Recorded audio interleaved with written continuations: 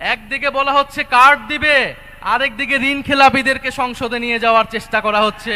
বস্তিবাসীকে ঢাকা শহরে আজ পর্যন্ত যারা ফ্ল্যাট দেওয়ার অঙ্গীকার করেছে তারা বস্তি উচ্ছেদের পরিকল্পনা করেছে।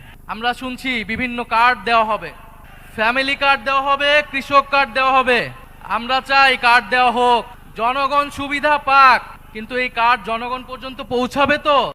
2000 টাকার কার্ড নিতে 1000 টাকা ঘুষ দেওয়া লাগবে না তো? তাহলে ঘুষ, চাঁদাবাজি সেটা যদি আমরা নির্মূল না করতে পারি, এই সকল সুযোগ সুবিধা কি জনগণের কাছ পর্যন্ত পৌঁছাবে? একদিকে বলা হচ্ছে কার্ড দিবে, আরেকদিকে ঋণ খেলাপিদেরকে সংসদে নিয়ে যাওয়ার চেষ্টা করা হচ্ছে। নির্বাচন কমিশনকে ব্যবহার করা হচ্ছে, আদালতকে চাপ প্রয়োগ করা হচ্ছে। ফলে এ কেমন দ্বিচারিতা?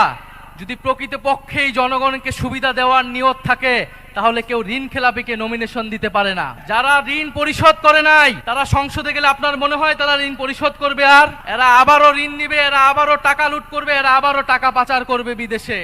আমরা তো এই বাংলাদেশ চাই নাই, আমরা তো সেই লুটেরাদের বিরুদ্ধেই গণ অভ্যুত্থান করেছি। পরে নতুন কোন লুটেরাদের আমরা ক্ষমতায় যেতে দিব না, বাংলাদেশের জনগণ তাদেরকে ক্ষমতায় যেতে দিবে না। বলা হচ্ছে বস্তিবাসীকে ফ্ল্যাট দেওয়া হবে। বস্তিবাসী ফ্ল্যাট চায় নাই আমাদের কাছে, আপনাদের কাছে।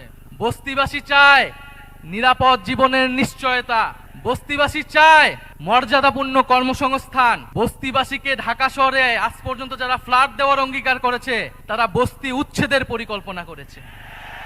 তারা বস্তিতে আগুন লাগিয়েছে, বলা হয়েছে আপনাদেরকে ফ্ল্যাট দিব, আপনারা বস্তি থেকে উচ্ছেদ হন। আমরা আল্লাহ না করুক হয়তো এই ধরনের কোনো প্ল্যান নাই। জান্নাতের মালিক আল্লাহ, অবশ্যই মহান সৃষ্টিকর্তা, আর ভোটের মালিক জনগণ, ভোটের মালিক নাগরিক, দেশের মানুষ বুঝে যাবে আরো দ্রুতই যে কারা নির্বাচনের আগে প্রতারণা করছে, কারা দেশের মানুষকে ঠকাচ্ছে, কারা সংস্কারের বিরুদ্ধে অবস্থান নিচ্ছে।